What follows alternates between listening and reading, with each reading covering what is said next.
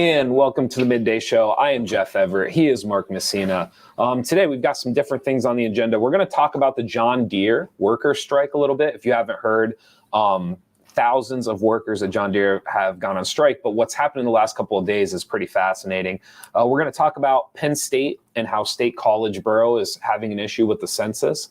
They're bringing up some good points. We're also going to talk about how mandates across the country, positive and negatively, are having effects depending on how you look at it. And then we're going to dive into a ridiculous story about a wizard. The best story. It's a ridiculous story, but we're going to dive into that. Before we get to all of that, the most important question of every day, Mark. Every day. How are you feeling? Every day. I'm good. Yeah, we got the whole Washington State football and the whole Washington State. If you haven't heard Washington State's college, not only their head coach, but like 4 of their staff members, they just lost their head coach and half their staff because they didn't take the COVID vaccine.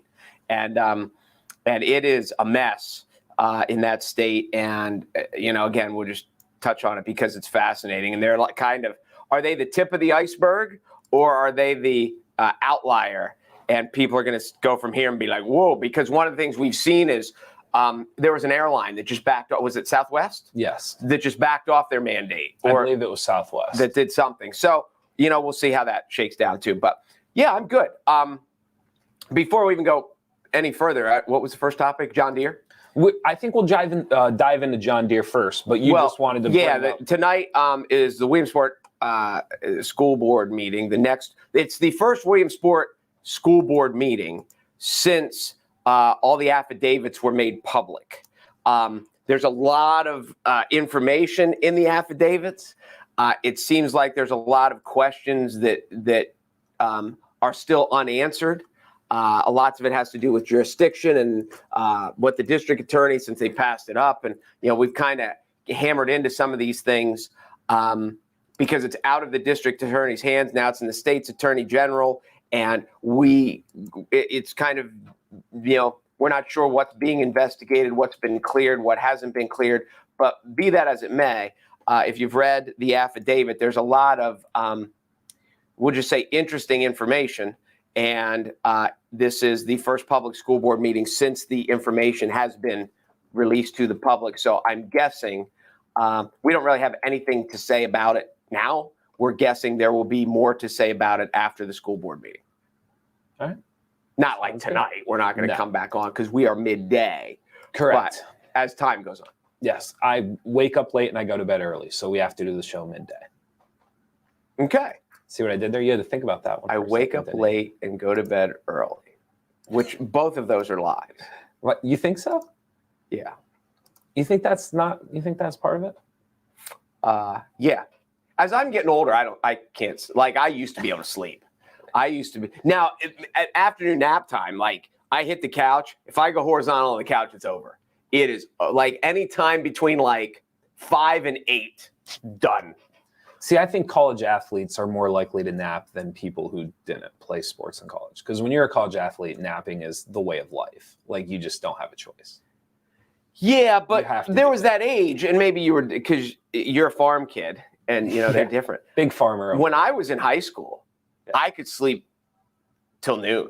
Oh. I can sleep in with the best of them. You go 11, 12 hours, buddy. And now I couldn't sleep 11 hours if I was in a coma. Yeah. No, I never slept straight through like that. So we are now 1 week into the John Deere strike. Just some very basic numbers on this. They're saying over 10,000 John Deere workers went on strike. Whether or not this is a great story. It's a pretty good story. The details of it. There's a lot of different ways to go off of it. John Deere went on strike. The idea here is that the salaries, there was a 2-tier paying system. There was a tier that if you got in early enough, you got to kind of keep your salary or you got to keep your wage, whatever your benefits were. There was a second tier for newer employees coming in that did not match up with the original tier that first came in. So they were accepting a lower wage, lower benefits. The list goes on and on. That 2-tier system caused a rift. It basically, it did. Yes. You'd be shocked to know this. So again, over 10,000 John Deere workers have been on strike. It's been almost a week now. How did they fix it? They are doing it with the United Autos Worker Union. The way that they decided to fix this, and this is John Deere, their solution was to send over 650 white-collar employees, send them to essentially the garage, the factory, however you want to describe the space where they're on the plant where floor. the work gets done. And within the first, it was before 8 a.m., there was video being released of strikers taking video of ambulances going into the factory, into the plant. And then it was later reported that apparently tractors were wrecked into the facility while these people were trying to do the job of the strikers. So the solution was to bring white-collar employees down onto the plant floor and have them try to pick up the slack of the work that was not being done by the strikers. So what you're saying is, Sally Joe, who has a marketing degree and designs digital advertising, doesn't know how to run a forklift? You would be shocked to know that, yes. Because all that stuff must be easy to do. I mean, everyone's mechanically inclined. Everyone understands how to operate any level of heavy machinery, small machinery. I mean, they're making tractors. It's amazing how, first of all, the idea is horrific. And we're going to dive into why the concept of moving these people down to the plant floor is absurd. Because it's not just the point that you're bringing up. It's also the idea of like the mindset and what you're going to do to the people you're putting down onto the factory floor. Because like I said to you, if your white collar workers were bipartisan, right? Like let's say they weren't on the side of the strikers or they weren't on the side, having them go down to the factory floor for a week, trust me, they will change their mind very quickly. Well, I just, the arrogance to think that these, because they're, whatever level of education that an accountant, they have no clue, can go down idea. And you would think that they would be smart enough to know what they don't know. Sure. And again, I was telling you before, and I worked in a furniture factory one summer when I was in college, and I pulled a nail gun, and that's what, boom, boom, boom, boom. Any moron can pull a nail gun. But when you're making, there's lots of jobs on that factory floor that I had no idea what to do. Sure. Things break, I'd have no idea how to fix it. Absolutely. All I knew is it wasn't working. Yeah. And then you yelled for help. So it is. Well, and there's a logistical, if you've ever been on a sufficient factory floor, if you've ever been a part of a plant or a factory where it is moving, it's humming. It's not so much can you do it, it's really just the day-to-day of understanding you have to do it at this point because if you don't, then that gets backed up, or you have to put this in this spot because then if you don't, Sally doesn't know where and so the idea that you were just going to pull 650 white-collar workers and dump them into that system, and it was just it would just solve it or run smoothly, is just ludicrous. It's just insane. I mean, it's almost like saying, well, you drive a car to work every day, so go drive the truck. Yeah. Well, the gears are a little different. Do you have any idea what a clutch is? Do you right? So and then to add it up even more, like you said, it's not. I would imagine that the assembly of a John Deere tractor is lending itself to significantly more complications. You're putting yourself in situations that are more dangerous. Putting together a tractor to me is a little different than maybe packaging socks, if you get my drift of it. So the whole thing, there's obviously irony, there's a comedic aspect to this, but to me more than anything else, if you're the administration at John Deere, and I don't know them, I've never run a company that large, I would just say, if you didn't want your white collar employees to be on the side of the people outside picketing against your company, don't have them do that job for a week, because they're going to realize really quickly what they did and didn't understand about that job, how hard it is, how much they're needed. And they're also going to learn real quickly how badly they don't want to do that job. Well, and when you send these in, it better work. It's like going for it on fourth and one. That's a whole other aspect. If it doesn't work, you just made their strike that much better. They're just You can't do it without us. Yeah. You can't do it without us. Yeah. Now, I would say if you were running a company that was packaging socks, the white collar workers could probably do it. Because if you drop the socks, they're still good. You just pick them up again and repackage them. It depends how many you're putting out, because again, there is like the logistics and the supply chain aspect of it. It is amazing what some of these companies pull off, like what they're actually moving and shifting around within a day's time. So to just bring people in and thinking like you're just gonna like bing bam boom and like easy. be done. How do we do it? You'll figure it out. Oh, here's the ambulance. So Could again, you imagine? Could you imagine like the first time the ambulance comes and then the people outside are laughing? The second one comes and they're like, "Are you kidding me?"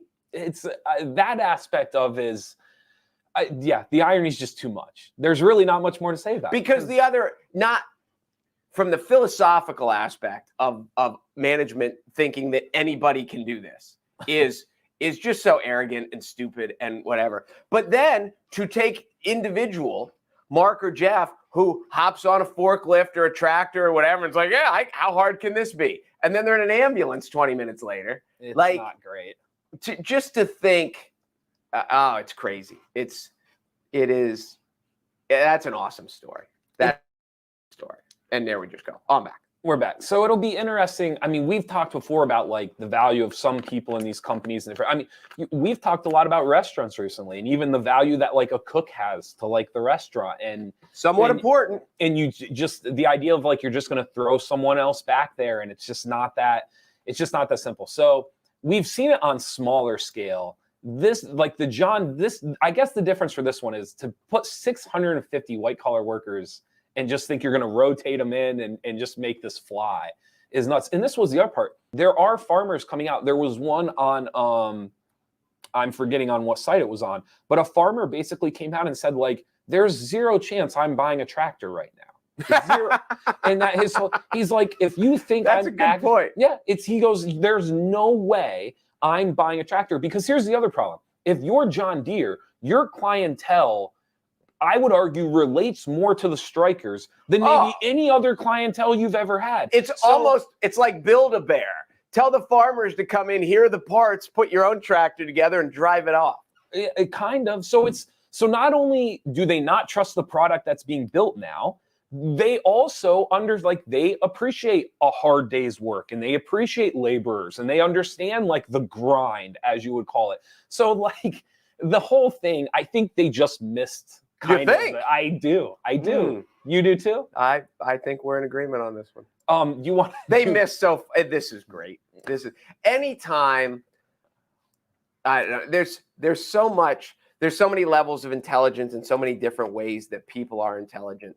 And anytime that the person at the top of the food chain or the group of people just assume that they are smarter than everybody below them in every capacity. You know, it's just like there are essentially high school teachers. There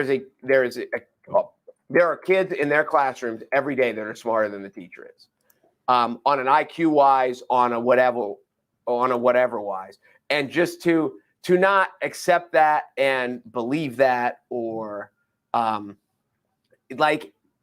you coach basketball players who are better basketball players than you ever were. Sure.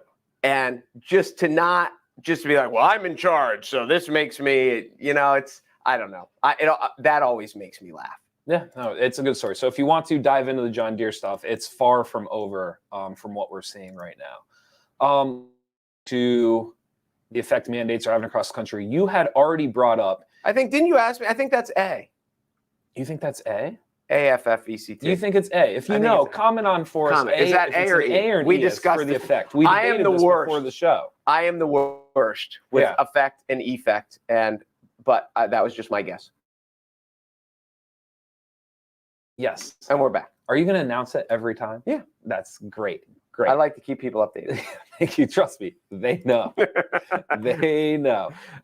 So one of the things that we've been noticing, Washington State recently, really in the last 24, 48 hours, their mandates have been kicking in, meaning their government officials, government employees, if they did not get the stab, if they did not get the vaccine, they are basically being sent packing. Thank you for your time. Sayonara.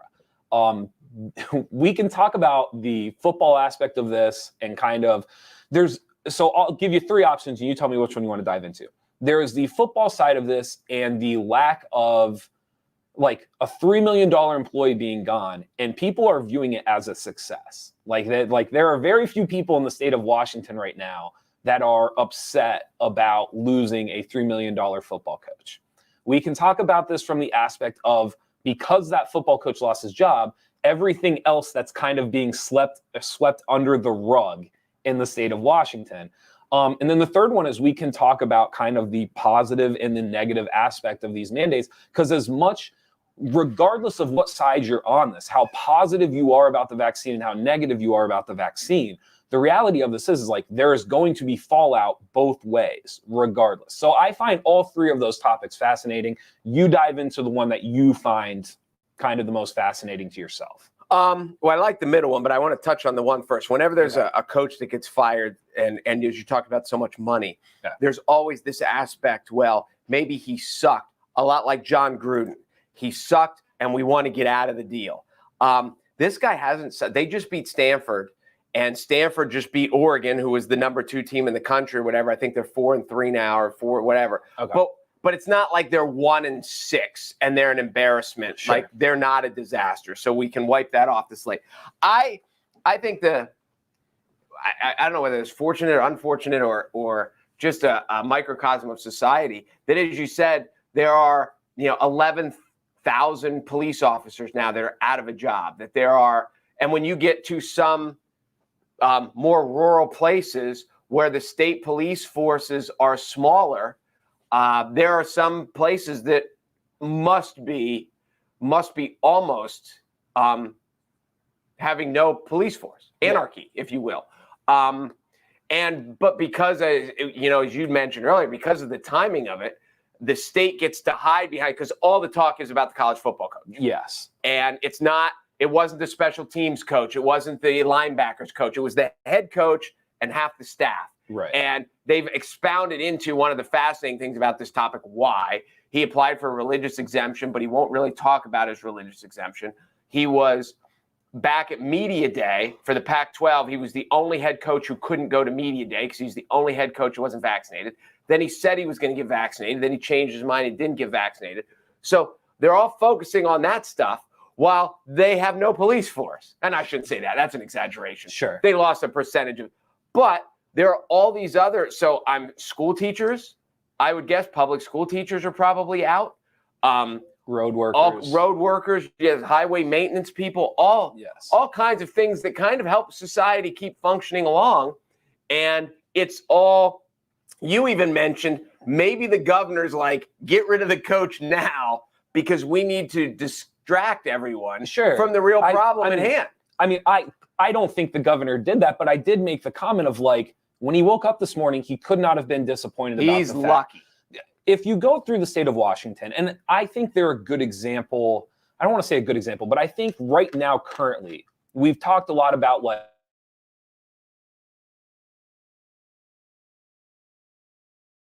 been asked leading up to it. Washington right now is a very, like, it's really like our first real, like, stamped, done approval. They were the first ones over the wall. Yes. And so that's the irony of this is if you think back to, 18, 20, 24 months ago, Washington was the first state. Like they were the ones that were dealing with this before anybody else. And I mean, they had trouble with their hospitals. Like they were filling up. They didn't have enough equipment. And this was all happening before places like North Central Pennsylvania really even had to like think about it, right? Like we saw it on the news and it was like it was something you read about, but it wasn't in our backyard. Like it wasn't, our hospitals weren't filling up, or we weren't even, the idea that we were going to close down, or the idea that we were going to be talking about this 18 months later, when we were so far removed from this, Washington was in the thick of it. And so to me, what's fascinating is I wonder if there's a fatigue in the state, because if you go through some of these numbers, they are going to lose 1 out of every 10 enforcement. Every officer, 1 out of every 10 is gone right now in the state of Washington. They lost almost 12% of their road workers. Right now, they're estimating that if you go through everything, after the government stuff and then after the larger business, they're saying that like up to a fifth of the workforce could be like gone. Did it mention school teachers, or did I just It did extrapolate not. to It that? didn't. But I mean, if you work at a state institution, You would think. like you are part of it. So right now, depending on how like the larger companies with the federal mandate and just everything included, like the state of Washington could lose somewhere between like a sixth and a fifth of their workers across the state. So if you if you set apart the scientific conversation and the political conversation, and you're just strictly talking about statistics, like you're just talking about here's what's going to happen based off of what people are going to do, whether you like it or not. If I'm the governor of Washington, there's a fallout from that. Like you're sitting there today, and there are rural communities right now that do not have the law enforcement that you need. There are highway projects that literally, like there are photos and videos going around where workers hung up their orange vests and they walked off the job, and there is nobody completing bridges and nobody completing road projects. And so, listen, do I think you know who didn't mind when the bridges didn't get completed? The Duke boys. Okay, you good? Is that before your time? It's not before my. I mean, it's before my time, but I know I get the reference. Okay, go ahead. So if you're the state of Washington, I don't think like it's cataclysmic. Like I'm not sitting here saying like the world's going to end. But if you're the governor of that state and you're sitting there today, the best thing that happened to you was that your football coach didn't get vaccinated. Because all of this other stuff, if you're scrolling through Twitter, if you're going through the news, all of this other stuff's kind of getting pushed behind. But Washington State has some serious questions to answer right now. And I think a lot of other states are looking at them kind of watching to see like, how bad is this going to get, or how bad is this going to be, and what do we do? I really think that. Maybe this was the way that they solved their worker shortage in other industries. Because now people are going to be out looking for go get other jobs. I mean, I wonder too. I've never thought about this.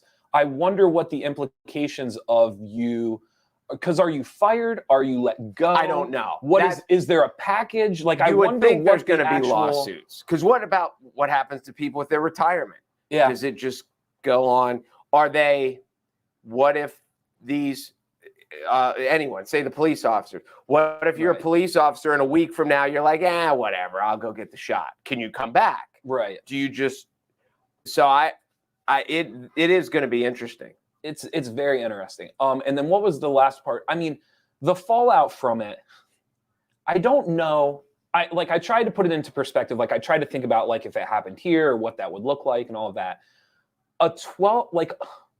1 out of every 10 of your law enforcement, like in North Central PA, that's a lot. Unless they're way overstaffed, that's a big deal. Yes. And there are reports coming out. There were a couple of like West Coast affiliates, like your like RWBRE or RWNEP of the West Coast, that were saying like there were shortages before this. Like this is not a scenario where like everyone's fully staffed and now people are walking away. Like almost everybody in government was looking for positions and looking to fill staff. What I think is interesting too, as this point goes on, and we see, I don't want to say the ridiculousness of it. Maybe ridiculous isn't the right word, but there are the vaccinated and the unvaccinated. Mm-hmm. And now that we've gotten this far, the unvaccinated are firm.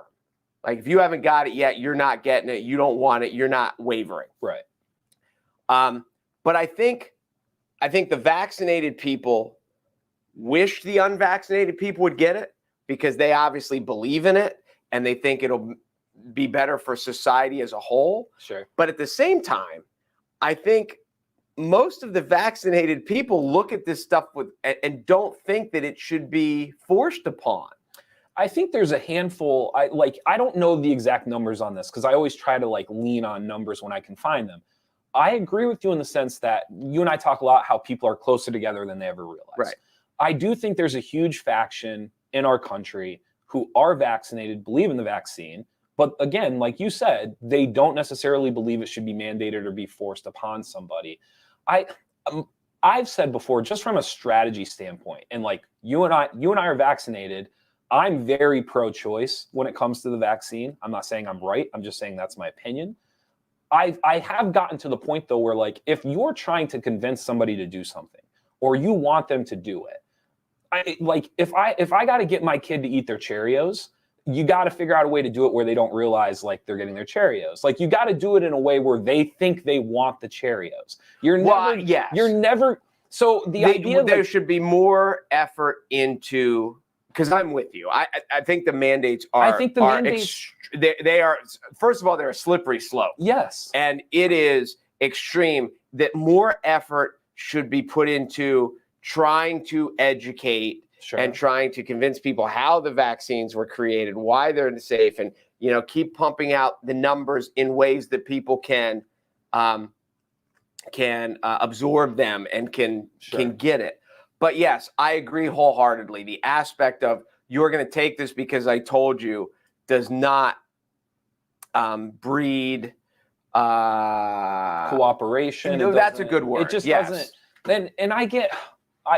This is the other part of it too. That satisfy. People aren't satisfied with. Okay, I'm going to get it because they made me. I think the other part that we're getting into, and we're kind of going down a slippery slope of like, if the comments kill me, they kill me. I think we're getting death by comments. Death by comments. I think we are getting to the point now where you get one side that's entrenched, you get another side that's entrenched. And so like all of a sudden you have these mandates and they're rolling out. And it's just, we're getting to the point now where if you really believe, like if you believe you're 100% right about the vaccine, I get it. But the one part that I will say is like, you can have separate conversations about the mandate and the vaccine. And we're getting to the point now where like the more you read and the more you see and the more you talk to people, those two things are super connected. Like, how could you possibly believe in one and not the other? And that part I vehemently disagree. I'm with you. And but now that we're 4 months, 5 months, 6 months into some of this stuff, those two things are coming very, very connected. It's very hard now to find people that kind of understand the separation between talking about the vaccine and talking about mandates and how they can be two separate conversations. Yes. Those people are fewer and far between. I agree. I think the fascinating thing to me about the comment or the whole topic is the people who aren't vaccinated and why. And even to the point of the people that are vaccinated and why. Mm-hmm. But it's I don't know. There's so many. It's the people who've still made it political just boggle my mind.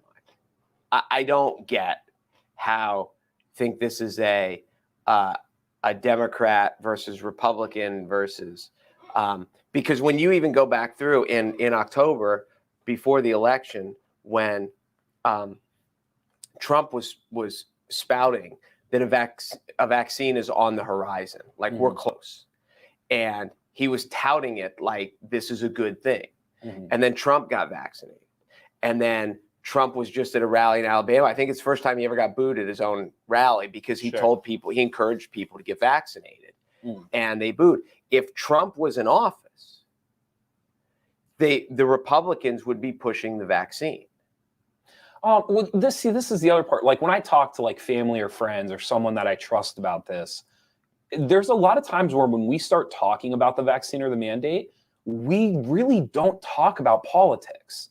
That's the weirdest part about this is if you get somebody one-on-one or you're having a good conversation with someone you trust, whether they agree with you or they don't disagree, very rarely does it become a political conversation. That context typically ends up once it's on your news or a media or you're reading a think piece or stuff like that. The personal conversations I've had, usually politics stay out of it. But maybe I'm fortunate, but it just has. It's along the lines. Do I think there's a correlation between who you talk to and maybe they fall in, like they align with what you would expect? I won't dispute that at all. But if I go up, like if I talk to one of my Republican friends about the vaccine and the mandate, very rarely do we talk about Trump's effect on the mandate or Trump's effect on the vaccine and vice versa. Like you and I just had a whole conversation about mandates and we didn't mention Joe Biden once. No, and I get it. Go ahead. I was just saying what I'm saying is like, would the script be flipped? Would if Trump had won and the Republicans were pushing the mandate, how many more Republicans would have it because Trump got it, and how many more Democrats would not have gotten it because they didn't trust the science now, and it happened too soon and all. Sure. And I mean, there's certainly a faction of people that the moment Trump didn't win the election, it was over for them. Like I understand that aspect of it, but I also think like you and I have this conversation a lot.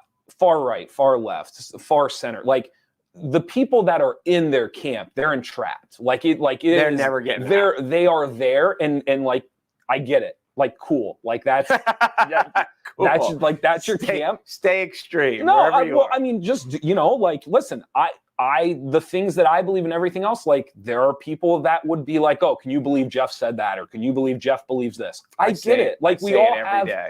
Yeah, no, exactly. We all have our things that we like firmly, like regardless of how we got there, we all have the things that we are firmly believers of. And I get that people are going to have that thought.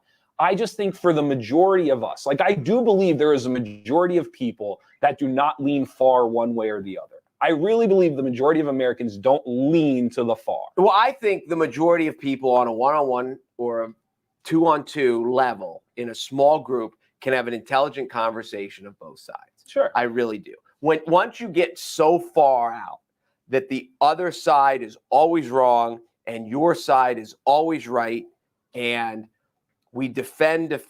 I talk about those people like the parents who their kids never do anything wrong.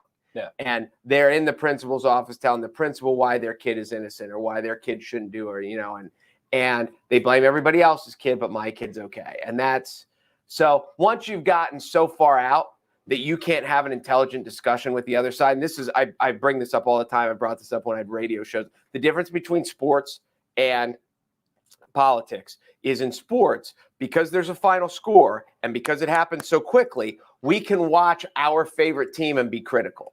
And we can, Penn State fans, I've heard for a week now, the backup quarterback wasn't prepared. We needed to have the backup quarterback more prepared. Steeler fans talking about their offensive line, Eagles fans, people can criticize and they can talk about their own deficiencies. In politics, you rarely get anyone on either side to ever say anything publicly that like, we screwed that up. Did I tell you? I meant to tell you this story yesterday. We had on, what's on after football? 60 Minutes? Yes. And what's his name? Anderson Cooper was interviewing some guy he was some bigwig in government. He must have been a military guy.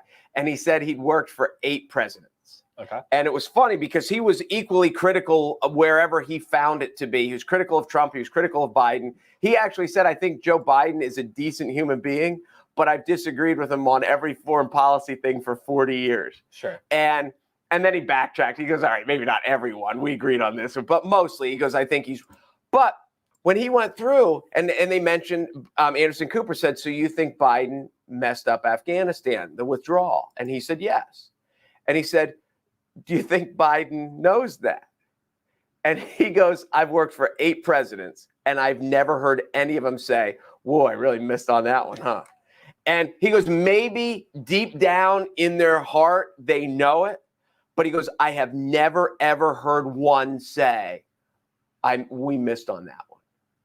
And that's both parties. That's bad. It's just, and I don't see how that's good. Certainly, it's probably not good. I think the system just puts you in a position where you just can't say it. You can't be the first to say it, and you can't be the first to admit it. I would be fascinated to see the first one who does admit it. And I don't think it's that. I mean, there's all these things where you're like, they can't legalize marijuana. The country will go crazy. They can't legalize gambling anywhere but Vegas. The country will go crazy. And it's happened. And now, I mean, for a lot of people, the only difference is when you watch an NFL game, every other commercial is FanDuel. And that's the difference. Sure.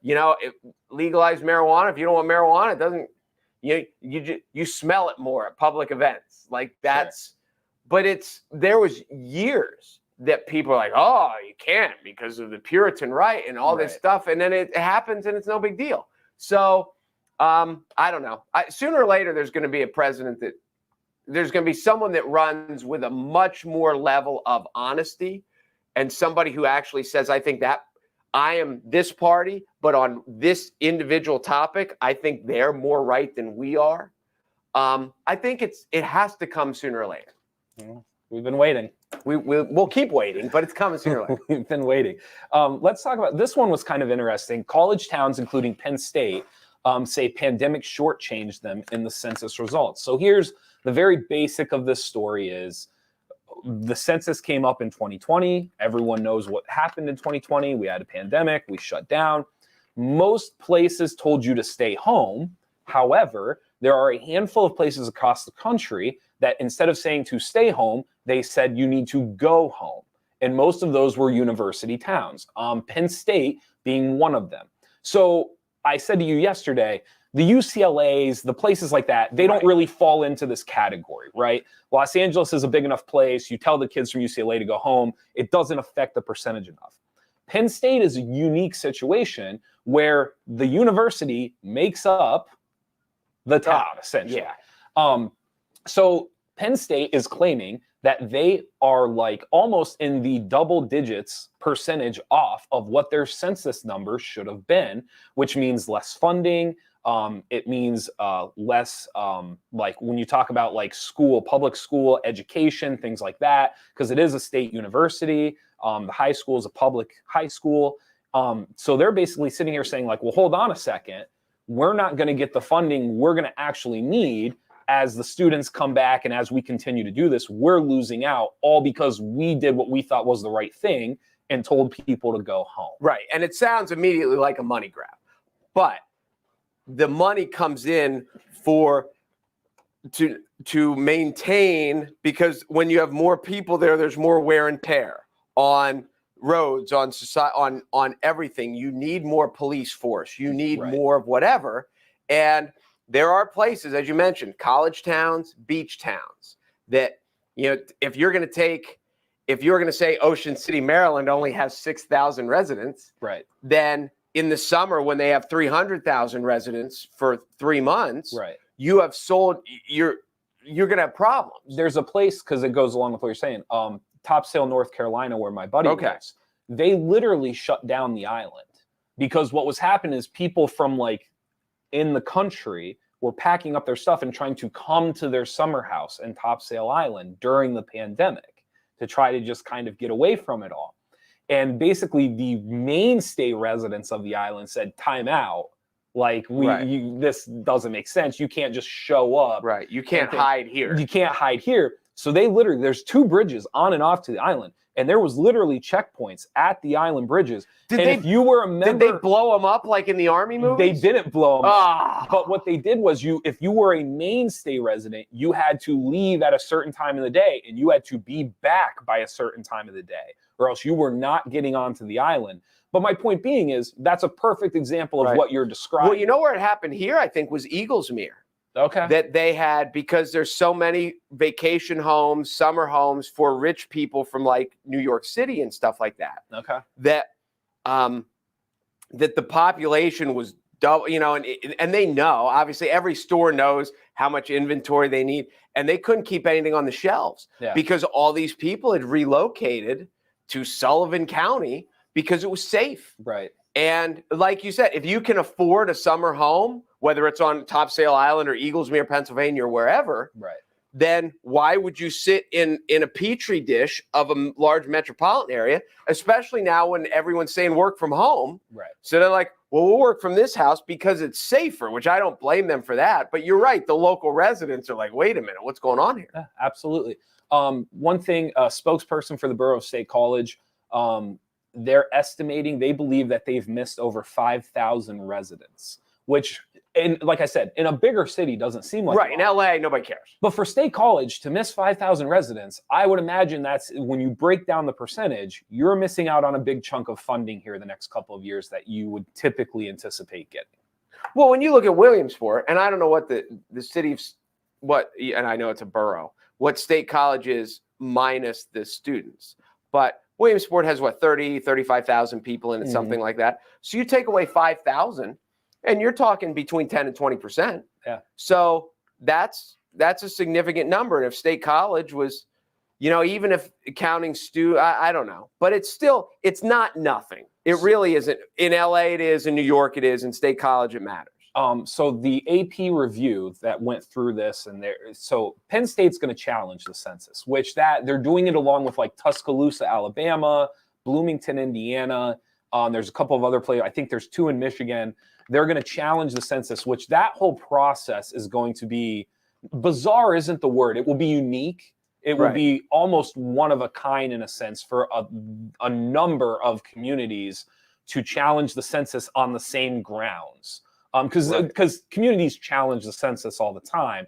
That part isn't unique, but the combination of them all having the same argument during a pandemic, it will be very unique to see what happens with it. Do they often challenge it in Blossburg? They do not. No. Steady. Because you just take a show of hands for the census. We all stand in the center, and we just had I forget what it was. I didn't get to go. Not a centennial. I forget what it was, but we had a birthday. Blossburg had its birthday just like and you didn't even get invited? I did not get invited. No, I forget where I was. I wasn't there. But yeah, they had a birthday. So happy birthday, happy belated to Blossburg. What percentage of... I just want to say this number. Go ahead. And then I can get rid of it forever. You think what I have to say isn't important? You're going to say something about Blossburg, and something about Blossburg is always important. The AP review, they showed that these areas, so the college towns that are kind of forming this committee to challenge the census, they were down between 6 and 8% consistently. Okay. So it is not coincidental. No, it's certainly there's a trend there for sure. All right, what did you want to say? I was just going to ask what percentage of Blossburg were you related to, but the joke seems to that 45-second gap just kind of killed it. It was almost as funny as the first time you made the joke. Do you want to talk about your wizard from New Zealand? Should we hang the wizard till tomorrow? We can hang the wizard till tomorrow. I mean, the wizard's already been hung, so I love the wizard story. We can save the wizard story. Let's save the wizard story. All right, we can save the wizard story for tomorrow. That's not a problem. All right. Anything else you got for us today? No. The Astros might want to try to get somebody out between now and the end of the playoffs. Okay. Or their playoffs are almost over. But giving up like double-digit runs every day is not a recipe for success. I would agree with that. Did I have anything else to add? Colin Powell passed away. I thought there was something else kind of like not like earth-shattering newsworthy, but something worthy of mention, but I can't think of it. I mean, there's always something if that's what you're talking about. Yeah, I don't know. Who knows? That's it. That's all you got for us? It's all I got. All right. Thank you guys for watching the Midday Show. I'm Jeff Everett. He is Mark Messina. Thank you to our sponsors. And be sure to go to NorthcentralPa.com for all of your local news. That's it. Wow, you really this is like a day. Well, now I'm trying to think of it again. I know you're trying to think of what it was. I thought I had something else to talk about. And now I don't know. Whatever. All right, we'll let it go. It'll come back to me. It always does. Thank you guys for watching Midday Show. We got the Wizard story tomorrow. If you're waiting on the Wizard story, we're going to do it tomorrow. It's a teaser. We're hanging it. Have